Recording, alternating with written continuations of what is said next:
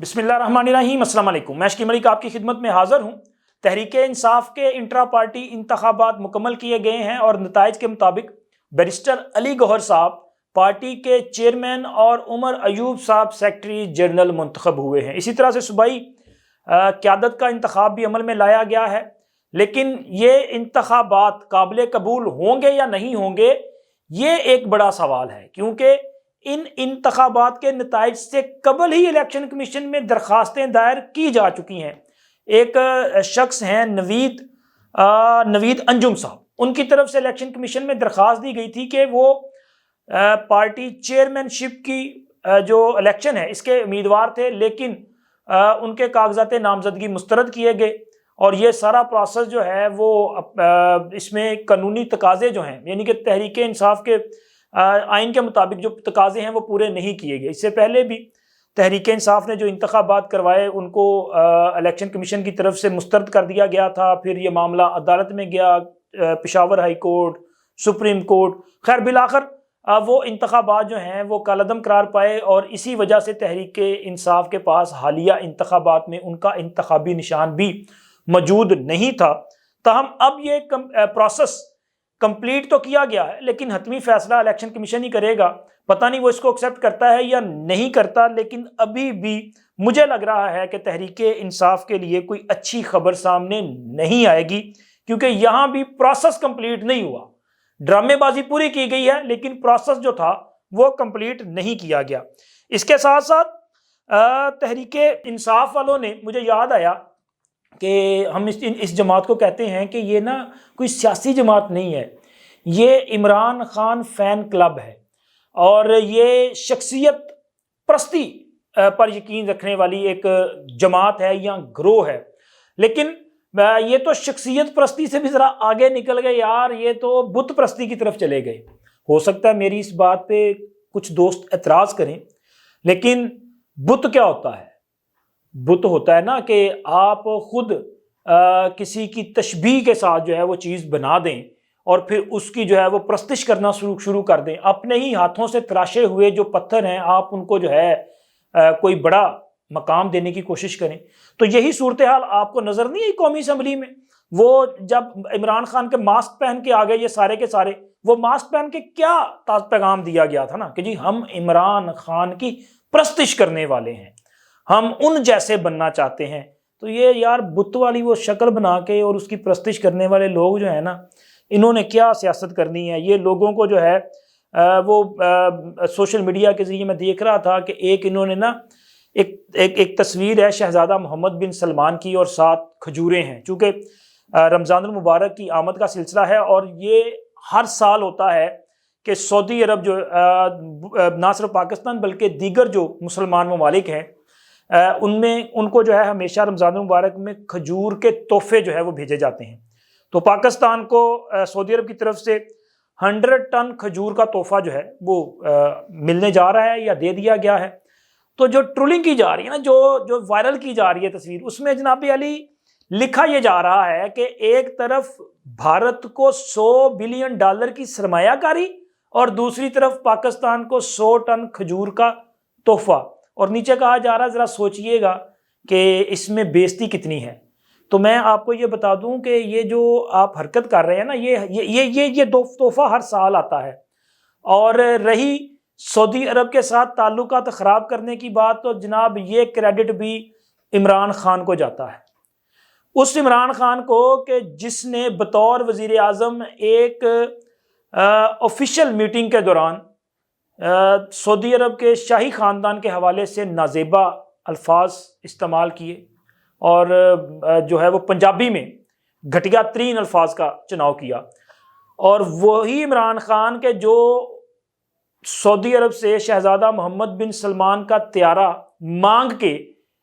United nation میں خطاب کے لیے گئے، اور واپسی پہ اسی طیارے میں بیٹھ کے انہوں نے شہزادہ محمد بن سلمان اور سعودی عرب کی جو حکومت ہے یا شاہی خاندان ہے ان کے خلاف جو ہے وہاں پہ تبرکات استعمال کیے، اور ایسی زبان استعمال کی جو کہ آپ اپنے کسی دوست کے بارے میں بھی استعمال نہیں کرتے۔ لیکن ظاہر ہے جنہ کا طیارہ سی مطلب کنٹرول تو انہیں کے پاس تھا نا، اور طیارے میں ایسی جو ہے نا وہ اپنا ڈیوائسز موجود تھیں کہ جو آواز کیچ کی کر سکتی ہیں. تو جب ان تک یہ پیغام پہنچے کہ ہمارے طیارے میں بیٹھ کے یہ بندہ ہمیں ہی اس قسم کی جو ہے وہ اپنا غلیظ زبان استعمال کر رہا ہے ہمارے بارے میں، تو انہوں نے طیارہ جو ہے نا وہ راستے میں رکوا لیا تھا.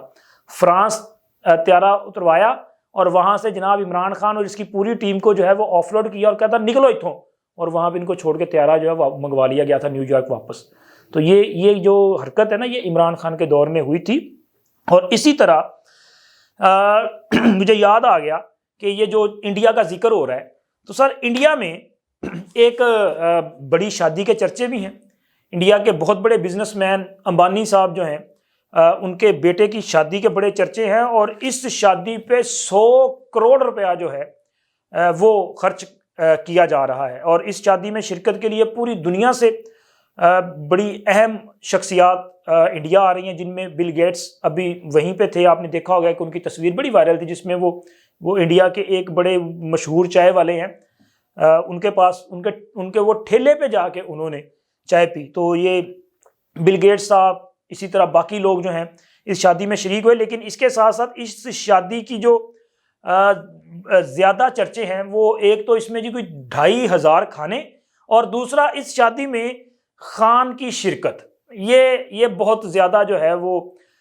اس اہمیت کی حامل ہے. چونکہ بالی ووڈ کے جو خان ہیں، شاہ رخ خان، عامر خان اور اس کے ساتھ ساتھ سلمان خان، یہ بہت کم ہوتا ہے کہ کسی بھی سٹیج پہ اکٹھے نظر آئیں. لیکن امبانی کے بیٹے کی شادی کے موقع پر یہ تینوں خان جو ہیں وہ ایک جگہ پہ نظر بھی آئے، اور ان کے مداح جو ہیں انہوں نے ان کی ایک ہی جگہ پہ جو موجودگی تھی اسے بہت سراہا بھی ہے. لیکن اس کے ساتھ ساتھ ہمارا جو خان ہے جو ہمارے گلے پڑا ہوا ہے، آپ اندازہ لگائیں کہ اس کی وجہ سے پاکستان میں کتنے مسائل پیدا ہوتے ہیں. اچھا وہ خان سٹیج پہ جائیں تو لوگوں کو جو ہے وہ مطلب خوشی ہوتی ہے، وہ محظوظ ہوتے ہیں. لیکن ہمارا خان جب بھی میدان میں جائے گا وہ پاکستان کے خلاف کوئی نہ کوئی حرکت کرے گا. مثال کے طور پہ اگر وہ جیل سے باہر ہو اور اقتدار میں نہ ہو تو وہ پاکستان کو لاک ڈاؤن کرے گا. وہ پاکستان میں جو ہے وہ کہے گا جناب علی آج جو ہے لاہور بند کیا جائے گا، اگلے ہفتے اسلام آباد بند کیا جائے گا، اس کے بعد فیصل آباد جا کے لاک ڈاؤن کریں گے، پھر ہم پنڈی والوں کا جو جینا حرام کریں گے، پھر جناب ہم پشاور میں لاک ڈاؤن کریں گے، کبھی ہم کراچی والوں کا جو ہے وہ ناکتہ بند کرنے کی کوشش کریں گے. یعنی کہ اس کا جو ہمیشہ سے ایک رہا ہے نا وہ مطمع نظر، یا ان کا جو کوشش ہوتی ہے وہ ہوتی ہے کہ پاکستان کو کس طرح سے نقصان پہنچانا ہے. اور اگر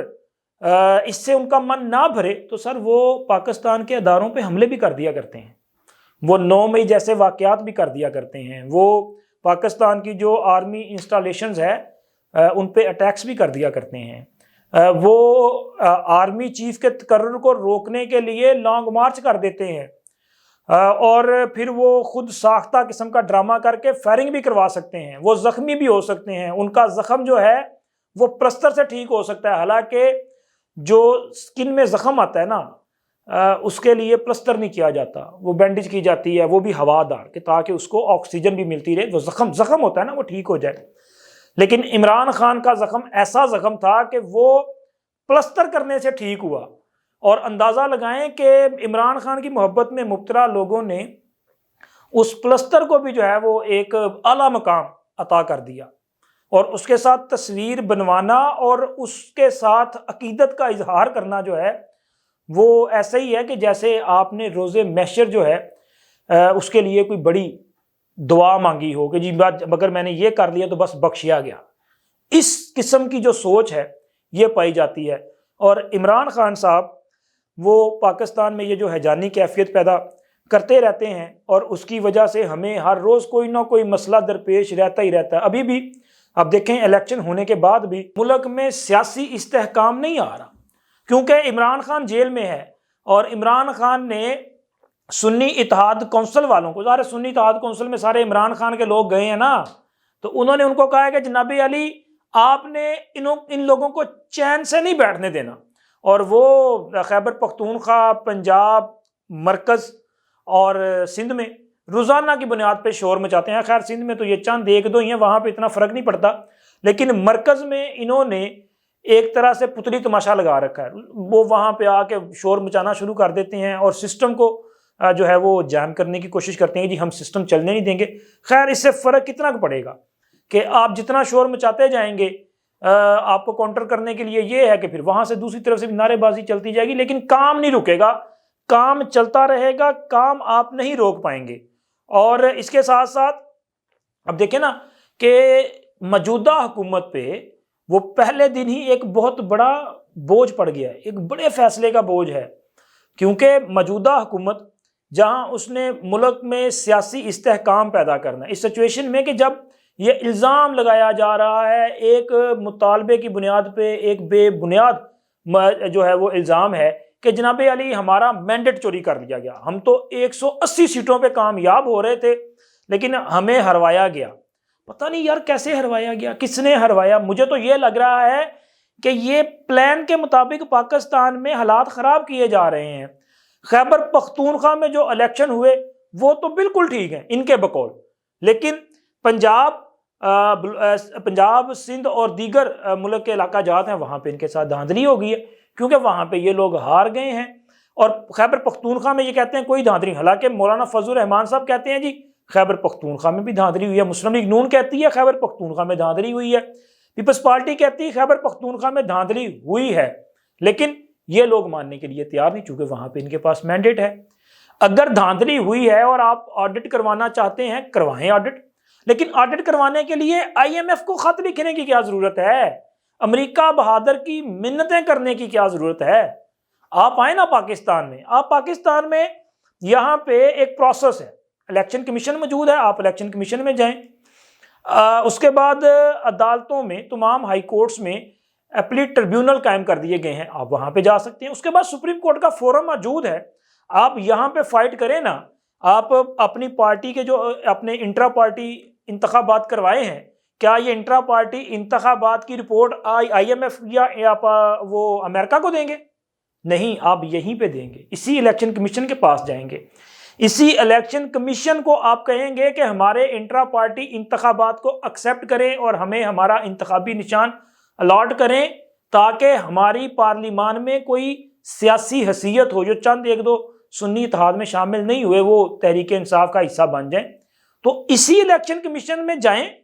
آپ جا کے اپنا کیس فائٹ کریں. آپ یہاں پہ سوشل میڈیا پہ بیٹھ کے جو ہیجان پیدا کر رہے ہیں نا, فارم 45 اور بھائی ان کو آپ عدالتوں میں جو ہے وہ پریزنٹ کریں, وہاں پہ ثابت کریں کہ یہ فارم 45 اوریجنل فارم 45 ہیں, کیونکہ وہ اکیلے آپ کے پاس تو نہیں ہے نا, وہ الیکشن کمیشن کے پاس بھی ہے, وہ باقی لوگوں کے پاس بھی ہیں. تو وہاں پہ ان کا جو ہے وہ فرانزک ہو جائے گا, ان کا ایگزامینیشن کر لیا جائے گا اور جو حقائق ہیں وہ سامنے آ جائیں گے. لیکن وہاں پہ آپ جانے کے لیے تیار نہیں ہیں, آپ صرف پروپیگنڈا کر رہے ہیں. بالکل اسی طرح پروپیگنڈا کہ آپ دیکھیں الیکشن سے پہلے تحریک انصاف نے کہنا شروع کیا تھا کہ جی ہمارے پاس لیول پلینگ فیلڈ نہیں ہے, ہمیں کارنر کیا جا رہا ہے. لیکن سب سے زیادہ امیدوار بھی تحریک انصاف کے تھے, 2434 آئی تھنک, مگر میں غلط نہ ہوا تو اتنی تقریباً 2400 سے زیادہ تھے. پھر اس کے بعد یہ کہتے جی ہمارے لوگوں کو جو ہے وہ ڈرایا دھمکایا جا رہا ہے, ہمیں کمپین نہیں کرنے دی جا رہی. پھر ان کے بعد رزلٹ آپ کے سامنے ہے. اس کے باوجود یہ لوگ جو ہیں یہ کہتے ہیں کہ جی ہمارے ساتھ جو ہے وہ اپنا امتیازی سلوک اختیار کیا جا رہا ہے. یار یہ اصل مسئلہ یہ ہے کہ انہوں نے پاکستان کے سسٹم کو دنیا کے سامنے ایک کرپٹ سسٹم کے طور پہ پیش کرنا ہے اور پاکستان کے موجودہ نظام کو ناکام بنانے کی کوشش جاری رکھنی ہے. یہ ساری ان کی جو حرکات ہیں نا وہ بتا رہی ہیں کہ اصل کیا ہے. اگر ہے آپ کے پاس ثبوت تو جائیں عدالتوں میں پیش کر دیں, لیکن عدالتوں میں نہیں جا رہے. انہوں نے جب الزام لگا رہے تب بھی انہوں نے الیکشن کمیشن میں کوئی شکایت جمع نہیں کروائی تھی, کسی عدالت میں کوئی کیس نہیں تھا, لیکن سوشل میڈیا پہ طوفان برپا تھا اور ایسے لگ رہا تھا کہ جیسے جناب پورے پاکستان میں صرف تحریک انصاف ایسی جماعت ہے کہ جس کے خلاف انتقامی کارروائیاں ہو رہی ہیں اور ان کو تو سانس لینے کی اجازت نہیں مل رہی. اور آج بھی وہی منظر ہے, اسی طرح کی کارروائیاں کی جا رہی ہیں. تو لہٰذا اس پوری سچویشن کو کاؤنٹر کرنا، اس کا مقابلہ کرنا، اس کا سد باب کرنا، یہ موجودہ حکومت کا ایک بڑا جو ہے وہ ٹارگٹ ہوگا جس کو انہیں اچیو کرنا پڑے گا۔ اسی طرح 9 مئی کے حوالے سے بھی تو ماشاءاللہ ان پر ذمہ داری ہے، اور اس سے تو آپ انکار نہیں کر سکتے۔ اگر آپ نے یہ مینڈیٹ قبول کیا ہے، اگر آپ نے یہ ذمہ داری اٹھائی ہے، اگر آپ نے وزارت عظمیٰ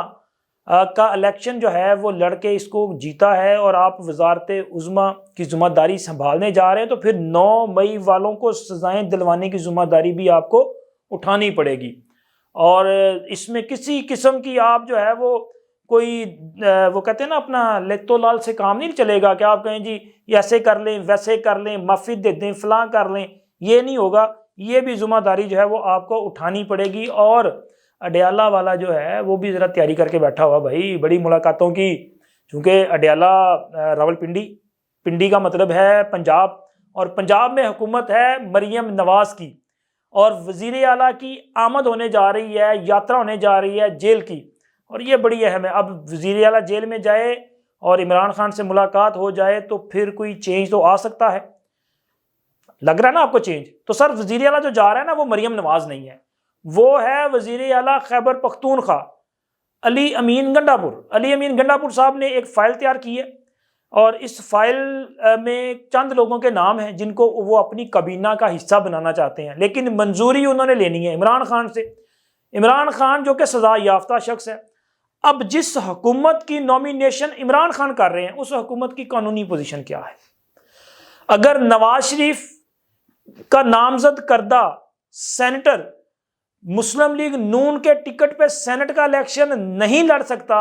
اس بنیاد پہ کہ نواز شریف نااہل ہے، اگر نواز شریف اپنی جماعت کے صدر کا عہدہ نہیں رکھ سکتا اس لیے کہ وہ نااہل ہے، تو ایک نااہل شخص کس طرح سیاسی جماعت کی نومینیشنز کر رہا ہے؟ اس کا نومینیٹ کیا ہوا علی امین گنڈا پور کیسے وزیر اعلیٰ برقرار رہ سکتا ہے؟ اس کا نومینیٹ کیا ہوا کوئی بھی بندہ جو ہے وہ کیسے کسی اہم عہدے پہ برقرار رہ سکتا ہے؟ یہ تو جناب پوری کابینہ کی فائل لے کے جا رہے ہیں کہ جی یہ ہم نے چوز کیا ہے، تو کیا ان کو ہم منسٹر لگا دیں؟ اب عمران خان اس کی منظوری دے گا اور ہوگا،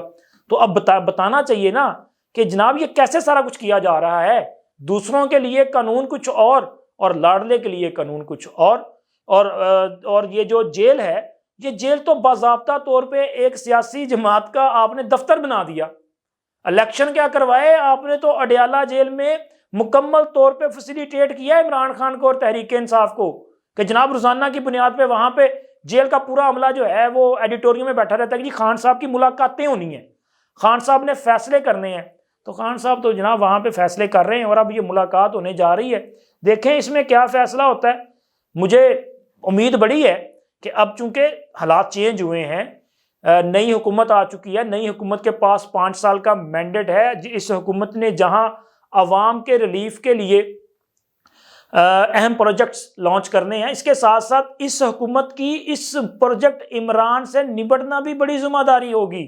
اب پنڈی میں بیٹھا بندہ جو ہے، یا پنڈی کی جو جیل ہے اس میں قید ایک شخص جو ہے وہ تو ریاست کے پاس ہے نا، تو ریاست کیوں اتنی سہولیات دے رہی ہے؟ کرے نا قانون سب کے لیے ایک جیسا۔ عمران خان کہتا تھا نا کہ سب کو وہ کیا کہتے ہیں اپنا سی کیٹیگری میں رکھا جانا چاہیے، چلو سی نہیں تو بی ہی رکھو، یہ جو ان کو اضافی سہولیات ہے کم از کم اس کا ہی خیال کر لیں، اور اب تو حکومت آپ کی ہے تو ذرا اس پہ کارروائی کریں نا، اور یہ جو ملاقاتیں کرنے جا رہے ہیں ان ملاقاتوں کا بھی ذرا تھوڑا سا کوئی قانونی انداز نکالیں۔ یہ طریقہ کار ٹھیک نہیں ہے کہ جو غریب ہے اس کے لیے تو جناب قانون کچھ اور کہتا ہے، لیکن عمران خان جو لاڈلا ہے اس کے لیے قانون جو ہے وہ ہے ہی نہیں ہے۔ اس پہ غور کیا جانا چاہیے۔ اب تک اتنا ہی، اللہ حافظ۔